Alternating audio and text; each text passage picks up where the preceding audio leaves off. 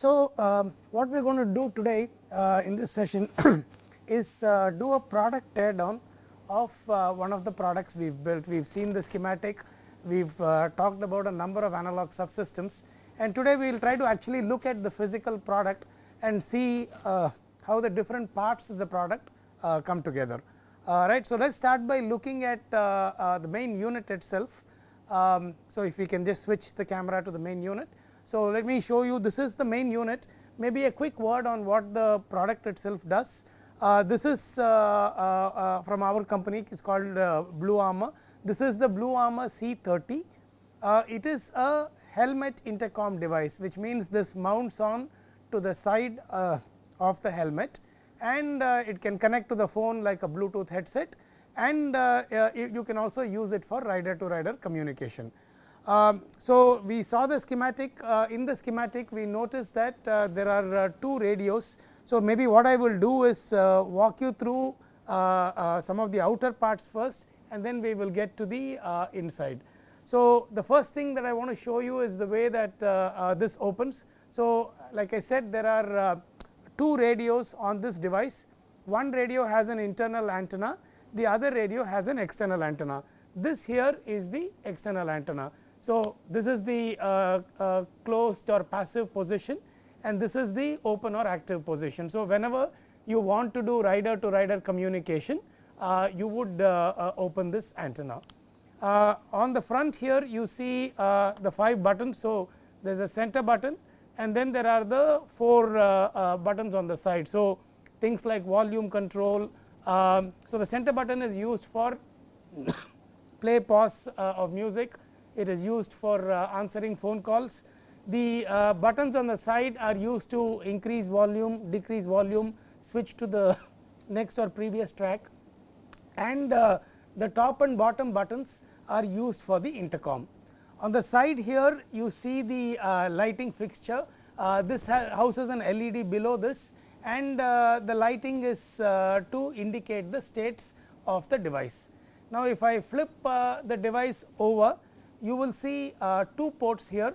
This port here is a micro USB port through which audio is streamed. So, the Bluetooth controller sits inside these plastics, and the signals themselves are available through a 5-pin micro USB port. And then we also have a second port. This is a type C port, right. This type C port is used for charging the device. So, we have one port that is used for charging the device, and we have a second port that is used for streaming the audio. This is the device itself. What I am going to do is, if we can just zoom out for a second, I want to show you what else comes in the device. Yeah. So, these are the speakers, these are stereo speakers. They mount inside the helmet. So, a lot of helmets come with speaker pockets.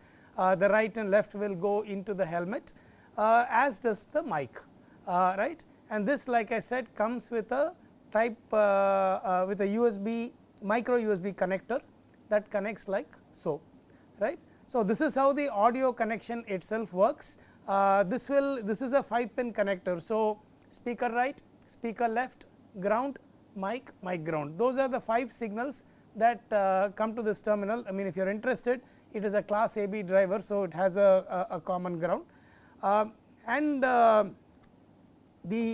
this is detachable, exchangeable. If something is defective, you can change it, so on and so forth.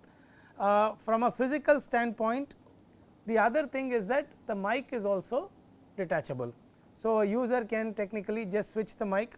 Sometimes they prefer a different type of mic, that is possible because the system is modular, right. So, this is the speaker and mic. I am going to put that back on the side. If we can zoom back in now. So, what we will do now is basically go through each part and work our way into what all is there in this product, right. So, the main element we have from a plastic perspective is this top cover, and you can see that it has these 5 holes for the buttons on the PCB, it also has this lighting fixture. Now, on top of this goes a cap, which is a design element, right. I am just going to keep the cap aside. Now, if I open this up, what you can see is that the antenna is actually already placed into this plastic fixture, and the antenna wire comes out for connection into the PCB. You can also see the light guide. What this does is, you have, let us say, 2 LEDs on the PCB. If you do not have some way to spread the light, then you will see spotting. Everybody will know that, oh, you have put 2 LEDs. What the light guide here does is, it will spread the light so that the light looks more uniform. Again, these are plastic or design elements. I am just sharing it for knowledge sake. So, this is the top cover, and there is also a flexible button part, because it needs to be easy to fix. So, you can see that this is flexible, right.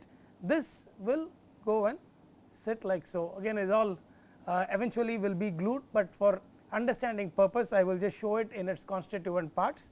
This now allows you to actuate each of these 5 buttons, right. So, this is the top cover, and then there is the bottom cover, right. So, you would place the maybe the battery on this, and then the PCB, and then seal it with the top cover like so, right. So, that is on the plastics.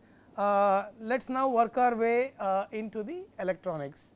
So, let us start with maybe the battery is easier to start. So, one of the things with battery is, and this comes from a product cost perspective, right. I mean, you can get any size battery pretty much with various capacities, but what we would want to do for a product like this, where cost is very important, is to look at something that sells in high volume. So, you get the benefit of cost, and B, again something that sells in high volume, because it is likely to have all the necessary certifications to be able to withstand 3-4 years of repetitive usage, right. I mean, anybody who has been following electric vehicles will know the importance of how safe the battery needs to be, and a lot of that thinking is factored into picking the battery, to say that, oh, let us pick something that a lot of people have used, because then it is anyway gone through a fair bit of actual real world testing. So, this is our battery, this is a 1000 mAh battery, and one of the other things that matters is, now when you say, oh, my product supports 16 hours of run time, that 16 hours of run time has a direct implication in terms of the capacity of the battery. So, there are 2 things that matter. One is, what is the capacity of the battery, and 2, how much current does your PCB take during operation, right. So, we sort of did it tends to be iterative. You start with a certain battery capacity, and then you say, okay, now let me finish up my hardware, my firmware, let us see what sort of current I am taking, and maybe if needed tweak the battery a little bit, or accept a slight degradation in the battery life, right. So, we went with a 1000 mAh battery. This comes with all the relevant certifications, whether it be CE, whether it be BIS, so on and so forth, right. The next and maybe the most important element is the PCB. So, we have used a 4-layer PCB, and we have placed components on both sides, but it is not equally spaced between the 2 sides. On one side, and this is the side that actually faces the outer portion of the device, I mean, it is sort of obvious, because you can see the 5 buttons here. There are also 2 LEDs that are difficult to spot, that are also present. So, what you can do is, you can imagine that something like this will come sit right on top of the PCB. So, the LEDs go will go below this point, the different buttons go below this, right. So, you can see the button locations here. You will also be able to see the I mean, if you had the PCB in your hand, you will be able to locate the LEDs. So, this is on the back side of the PCB. if I just flip to the side, you can see that, and it actually goes into the device like so. So, you can see the type C connector here, you can see the micro USB connector here, right. So, this again it will just you can think of it this way, it is just going to align like it will just align like this, right. I am not showing you the full placement, but I think you get the idea. So, these are the two connectors that go on to the PCB for charging and for audio streaming. That now brings us to the main PCB. So, here we have multiple ICs that you can see. So, let me sort of tell you what is what. Here we have a TI chip, which is CC2564. This is our Bluetooth controller. What this means is that it connects to the, this has the radio that connects to the phone, right, and the radio connects to, and if you look here to the end, you will see the PCB trace antenna, right. So, this operates in the ISM band 2.4 to 2.5 gigahertz. So, the this Bluetooth controller comes from Texas Instruments.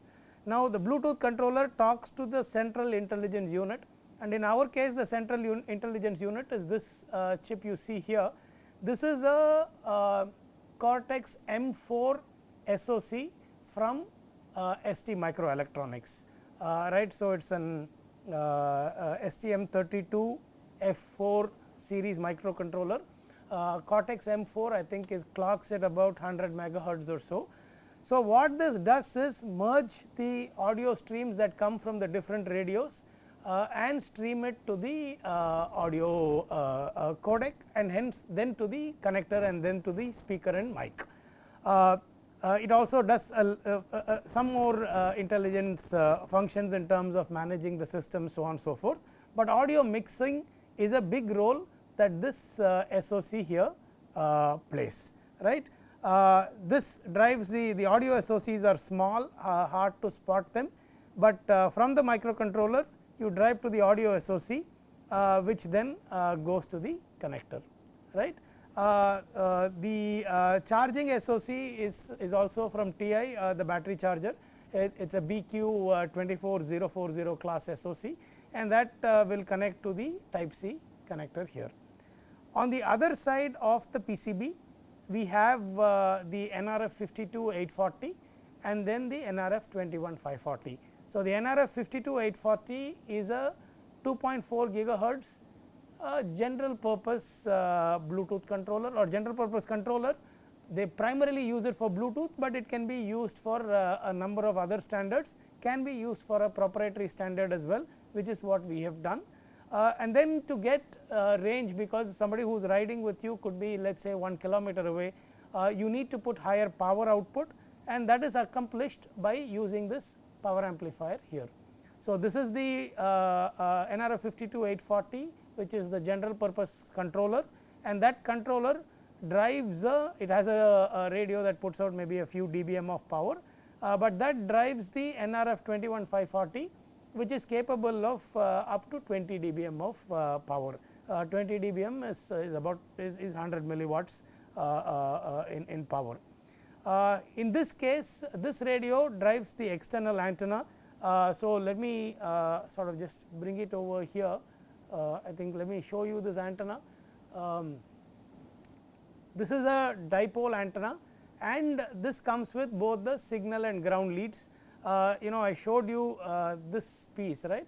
So, think of it this way, that this antenna is placed inside this piece of plastic like so, and then the wiring itself is brought out on the other side. You can see the wiring here, right. So, back to the PCB, we have the antenna connections here, both signal and ground. That is the way that or that is how the signal from the intercom radio is radiated. So, because it is an external antenna, it obviously you get more directivity, which means that you can support a longer range. Now, if you look at the PCB itself, you will see a number of through holes here, 6 on the top, about 5 7 on the bottom. These through holes are there for two purposes. One, let us say you take a bare PCB, then you go through surface mounting technology, or SMT as they call it, and you assemble all these parts. Now you have to program this device, right. How do you program this device? So there are two ways to program the device. One way is to say that okay, I anyway have some connectors here, can I program through this connector, and that is something we do.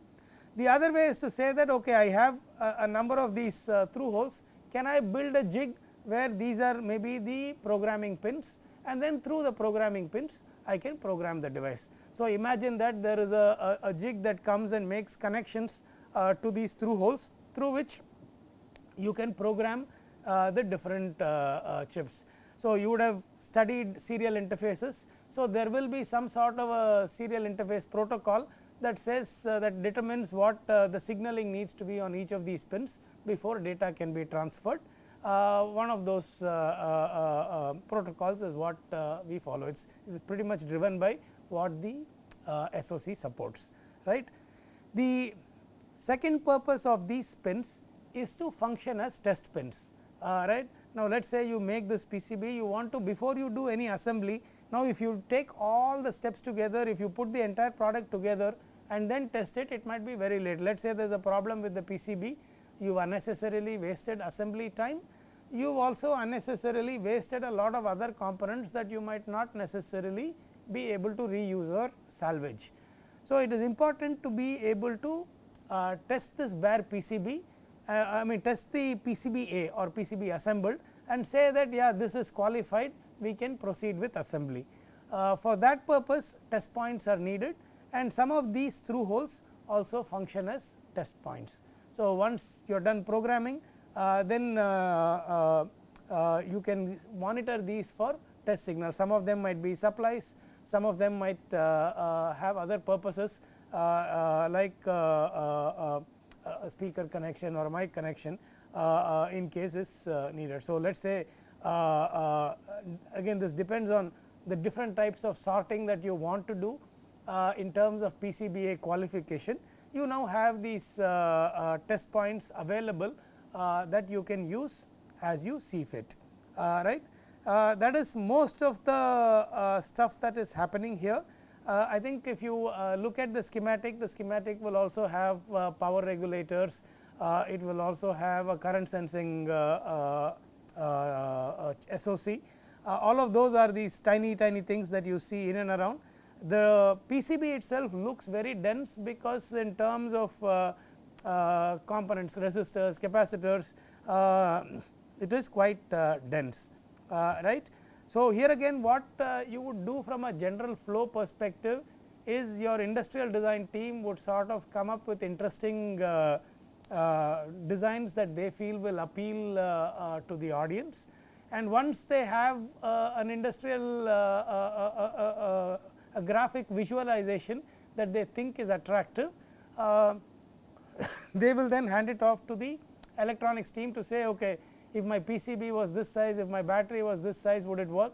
And maybe at the start, even before the ID team starts visualization, the electronics team would have provided some input to roughly assume so many millimeter square of area or centimeter square of area for the PCB, and maybe this capacity for the battery.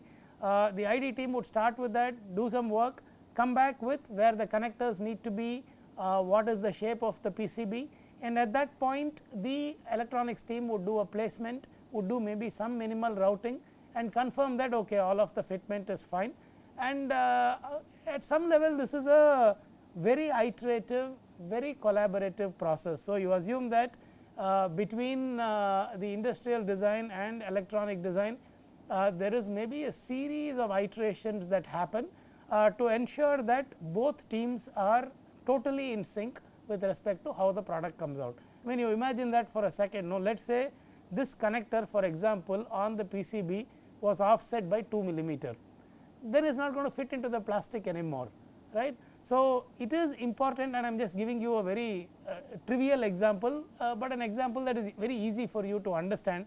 So, there is lot of dependencies between the two teams that needs to be captured through the iterative collaborative process, right. So, one thing we have done today is we have sort of now done complete vertical integration. So, if you look at us, whether it is industrial design, whether it is electronics, whether it is whether it is hardware, firmware, software, all of it today is internal to the organization. What it means is that anybody has a thought saying, okay, oh, we are building a new generation, the electronics team starts with some idea of what the platform will look like.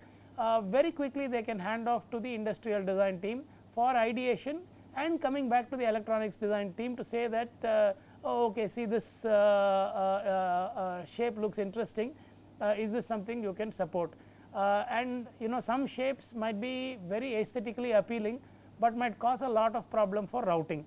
So, if you look at this PCB, for example, it is is not a square shape, but is reasonably rectangular.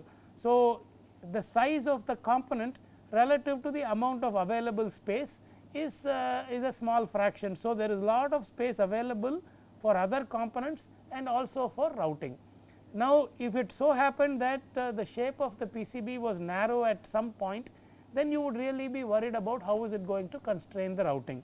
So, it is again just to illustrate to you the importance of this process being as collaborative as possible, right. So, this is the C30, like I said, it is a product that has two radios, it is mounted on the side of the helmet, and it is used to connect to the phone. You could use it to connect to the two-wheeler, you can use it to connect to other riders. So, something that gives you total connectivity while you are riding a motorcycle.